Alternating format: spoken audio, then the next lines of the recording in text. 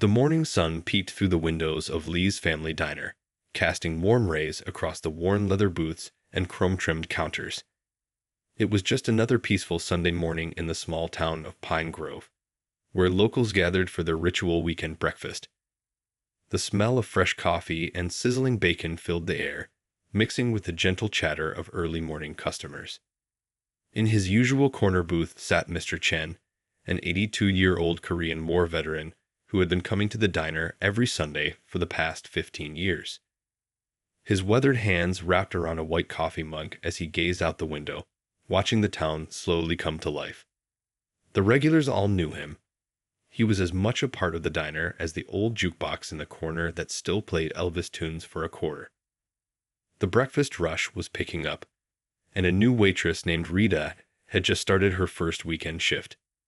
She was young, maybe in her early 20s, with a look of uncertainty as she navigated between tables. The more experienced staff had given her the easier section of the diner, but nobody had thought to tell her about the regulars, especially about Mr. Chen. As Rita made her rounds, she couldn't help but notice the elderly Asian man sitting alone in her section. Her shoulders tensed visibly, and she started taking the long way around to serve her other tables. The regular customers watched with growing discomfort, especially Mrs. Baker, who had been teaching at the local elementary school for 30 years and knew Mr. Chen well. When Mr. Chen's coffee cup ran empty, he raised his hand slightly, a gentle gesture he'd been using for years. The other waitresses would have been there in seconds, but Rita pretended not to notice.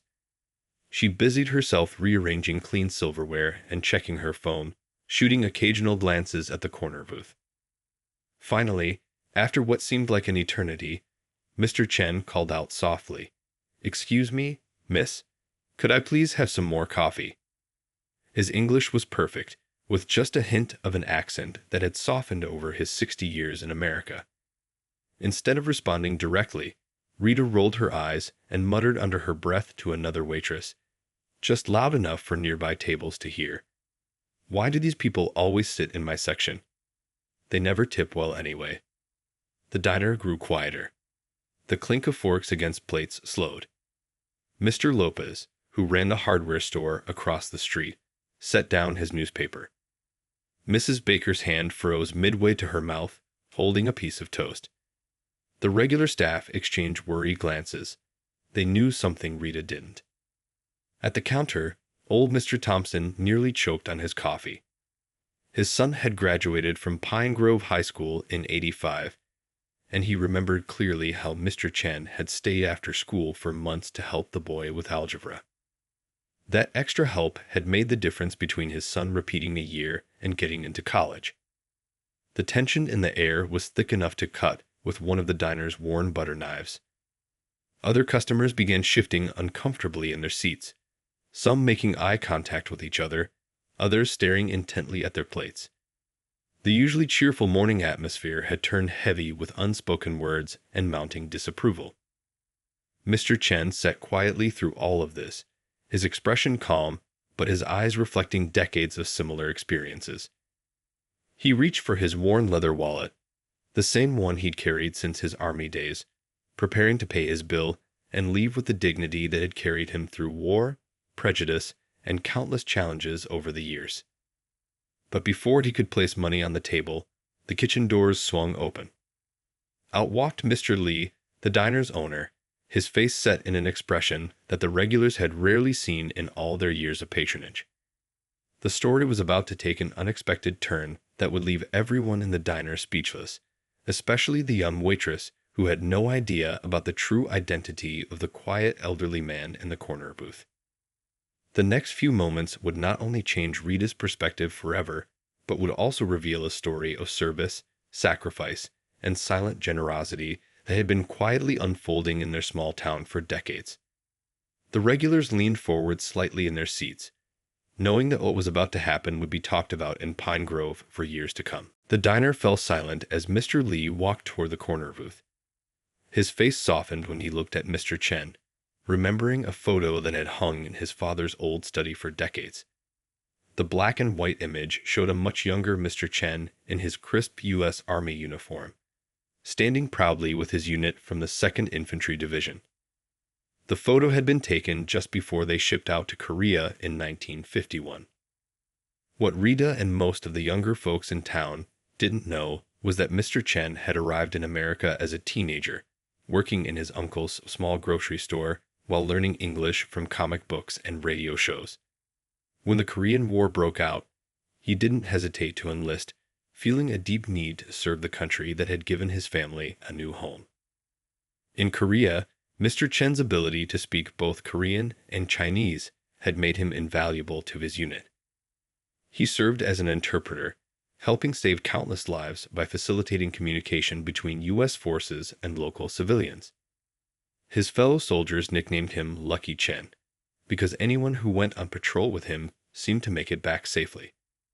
But Mr. Chen never talked about those days, keeping the memories, both good and bad, tucked away like the metals gathering dust in his attic. After the war, using the GI Bill, Mr. Chen had earned his teaching degree. He could have taught anywhere, but he chose Pine Grove because, as he once told Mr. Lee's father, small towns have the biggest hearts. He started teaching math at Pine Grove High in 1956, and for the next 40 years, his classroom became a sanctuary for generations of students. His teaching style was unique. He had a way of breaking down complex problems into simple steps that anyone could follow. Kids who thought they were just bad at math discovered they could solve equations under his patient guidance. During lunch breaks, his classroom was always open for students who needed extra help or just a quiet place to study. Mr. Thompson's son wasn't the only student Mr. Chen had helped over the years. There was the baker girl, who everyone said wouldn't make it through algebra, but ended up becoming an engineer. And young Tommy from the auto shop, who realized he had a knack for numbers after Mr. Chen showed him how mathematics was essential for engine timing and fuel mixtures. Even after retiring in 1996, Mr. Chen couldn't quite leave teaching behind. He volunteered at the library's after-school program, helping kids with their math homework. Parents would often find him there, surrounded by students, using everyday objects like apples or pencils to explain fractions and percentages. He never accepted payment for these sessions, saying only that seeing a child's face light up when they finally understood something was worth more than money. The regulars at Lee's Diner had watched Mr. Chen come in every Sunday for years, always sitting in the same booth, always ordering the same breakfast, 2 eggs over easy, wheat toast, and endless cups of coffee. He would grade papers there in the early days, and later, after retirement, he would help any student who happened to stop by with their homework questions. But it wasn't just his teaching that had made Mr. Chen a pillar of the community. During the big flood of '82, when half the town was underwater, he had opened his home to 3 displaced families. During the economic downturn of the early '90s, he quietly helped several local businesses stay afloat, though he never wanted recognition for it. As Mr. Lee stood there in his diner, watching Rita's dismissive attitude toward this man who had given so much to their community, he felt a mix of sadness and determination. The young waitress had no idea that the foreigner she was treating so poorly had probably taught math to half the town, including her own family members. She didn't know about the lives he had saved in Korea, or the countless students he had inspired, or the quiet ways he had helped build and sustain their community for over 6 decades. The story of Mr. Chen's life in Pine Grove was about to unfold in ways that would make everyone in the diner, especially Rita, reconsider their assumptions about the quiet elderly man in the corner booth. What happened next would become a lesson about judgment, respect, and the invisible threads that bind a community together. Mr. Lee took a deep breath, straightened his apron, and walked toward Rita, who was still muttering complaints to her coworkers near the serving station. The morning sunlight streaming through the windows seemed to pause, along with everyone's breath, as he approached. The only sounds were the gentle whir of the ceiling fans and the soft music playing from the old jukebox. Ironically, it was playing God Bless the USA. Rita, Mr. Lee said quietly, but firmly enough that nearby customers could hear. Could you come with me for a moment?" His tone was calm, but there was something in his voice that made Rita's confident smirk fade slightly. She followed him to the counter, her shoes clicking against the worn tile floor. Before Mr. Lee could speak further, the bell above the diner's door chimed. In walked Mr. Wilson, the town's favorite mailman, now retired after 30 years of service. His face lit up when he saw Mr. Chen, but then darkened as he sensed the tension in the air. He had known Mr. Chen since 1975, when the math teacher had spent countless evenings helping his daughter overcome her fear of geometry. "Hey, Mr. Chen," he called out cheerfully, purposely loud enough to draw attention. "I still remember that trick you taught Amy for remembering the Pythagorean theorem. She used it just last week while helping her own kids with their homework." His voice carried across the diner, making Rita shift uncomfortably. Several other customers began speaking up too, unable to stay silent any longer. Mrs. Rodriguez from the flower shop turned in her booth, addressing no one in particular. "Remember when Mr. Chen would buy flowers every week to put on his students' desks when they were struggling? He said sometimes people just need to know someone believes in them." The owner of the local bookstore chimed in from his usual spot at the counter. "My son failed algebra twice before Mr. Chen tutored him. Now he's teaching math himself up at the high school." His voice cracked slightly with emotion. Rita's face began to flush as more voices joined in, each with their own story about the quiet man in the corner booth. But it was the next customer who really changed the atmosphere in the diner. Through the door walked Officer Taylor, still in his uniform after the night shift. He was a tall man with gray-streaked hair who commanded respect just by entering a room. He took in the scene, his experienced eyes noting the tension, Mr. Chen's untouched coffee cup, and Rita's defensive posture. "Mr. Chen," he said, walking over to the corner booth, "I've been meaning to thank you. My grandson was about to drop out of school last semester. Thought he was too stupid for math, those were his words. But after 2 months of working with you at the library, he not only passed his final exam, he got a B+. Officer Taylor turned to face Rita directly. "Do you know what Mr. Chen charged us for all those hours of tutoring?"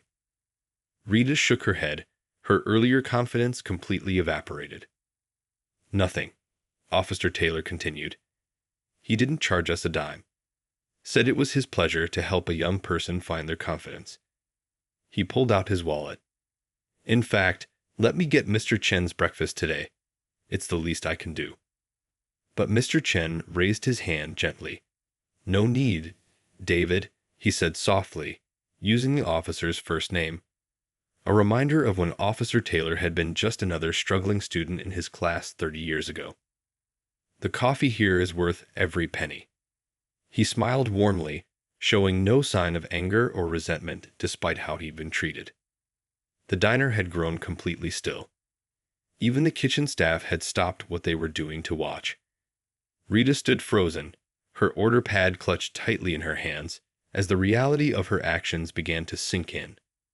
But what happened next would stun everyone even more, proving that sometimes the greatest lessons come from the most unexpected moments. The next few moments in Lee's diner would be remembered by everyone present for years to come. Mr. Lee cleared his throat, his eyes moving from Rita to the old photographs hanging on the diner's walls. Among them was a faded picture from 1978, showing his father standing proudly in front of the newly renovated diner. Right beside him stood Mr. Chen, though few had ever noticed his presence in the photo before. "Rita," Mr. Lee began, his voice gentle but firm, "do you see that picture over there? This diner wouldn't exist today if it wasn't for the man you just refused to serve." He walked over to the wall, carefully taking down the photograph. "Let me tell you a story about why Mr. Chen sits in that specific booth every Sunday morning." The diner had fallen completely silent now. Even the cook, Mr. Patterson, had stepped out from the kitchen, his apron dusted with flour, to listen. He remembered this story. He'd been just a teenage dishwasher when it all happened. Back in 1978, this place was about to go under. Mr. Lee continued, running his finger along the picture's worn frame. My father had put everything he had into renovating the diner, but a bad economy and rising costs had pushed us to the brink of bankruptcy. We were a week away from closing our doors forever. Mrs. Brown, the town librarian, nodded from her seat. She'd been there during those tough times. I remember your father was so proud, he wouldn't ask anyone for help, she added softly. That's right, Mr. Lee agreed.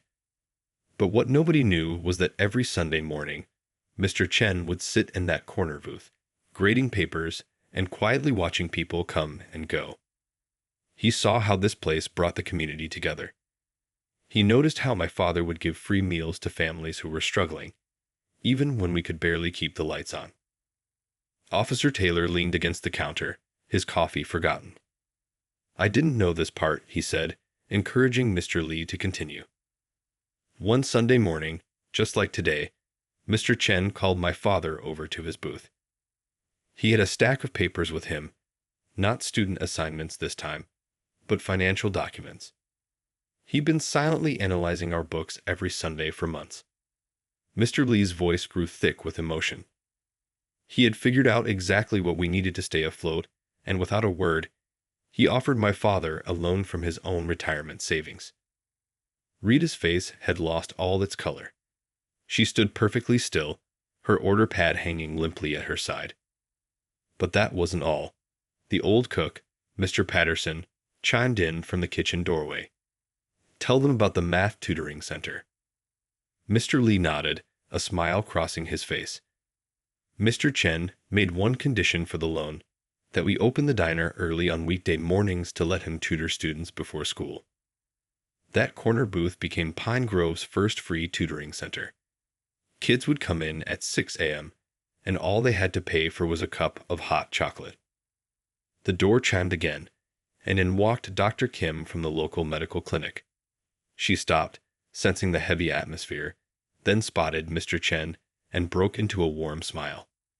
Is someone finally telling the tutoring center story? She asked. I was one of those kids. My parents couldn't afford a tutor, but Mr. Chen helped me get through calculus in that very booth. Now I'm teaching my own daughter using his methods. Rita's hands began to tremble slightly as she looked at the corner booth with new eyes.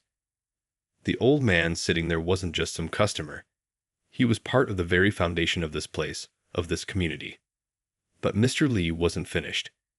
What he revealed next would show everyone, especially Rita, that sometimes the quietest acts of kindness can have the loudest impact, and that true character isn't measured by how people treat you, but by how you treat others despite everything. Mr. Lee walked behind a counter and pulled out an old leather-bound notebook from beneath the register. The book's edges were worn smooth from years of use, its pages yellow with age. Rita, he said softly, come look at this. He opened the notebook carefully, revealing page after page of handwritten notes. Every Memorial Day and Veterans Day for the past 20 years, all meals ordered by veterans have been paid for anonymously, he explained, turning the pages. Most folks assumed it was the diner's policy. Some thought it was the local VFO post. But look here. He pointed to the neat columns of numbers and dates, all written in Mr. Chen's distinctive handwriting. The cook, Mr. Patterson, wiped his hands on his apron and stepped closer. I always wondered about that. Every year, like clockwork, dozens of veterans would come in for their free meals. The looks on their faces, especially the younger vets just back from overseas, when they found out their breakfast was taken care of. Rita leaned forward to look at the notebook, her eyes widening as she saw the amounts. Mr. Chen had spent thousands of dollars over the years, all without seeking recognition or thanks. The dates in the notebook told their own story. Holidays, anniversaries, days that seemed random until you matched them with local events. But that's not all, Mr. Lee continued, reaching beneath the counter again. This time he pulled out a stack of old newspaper clippings. The top one showed a group of smiling high school graduates. Remember the Pine Grove Promise Scholarship? the one that helps local kids attend college. Several heads nodded around the diner. The scholarship was well known in town. It had helped dozens of students over the years, especially those whose families couldn't afford college tuition. The scholarship foundation was always listed as anonymous, Mr. Lee said, spreading out the clippings. But look at this. He pulled out an old bank statement, pointing to a signature at the bottom. Mr. Chen started it with his teacher's pension. Every month, he put away a portion of his retirement check to help other people's children go to college. Dr. Kim stepped forward, her hand covering her mouth in surprise. I received that scholarship, she whispered. It paid for my first year of medical school. I never knew. The bell above the door chimed again. This time it was Mr. Cooper, the high school principal, stopping in for his usual Saturday morning coffee. He took in the scene, the gathered crowd, the old notebook, Rita's shocked expression, and Mr. Chen still sitting quietly in his corner booth.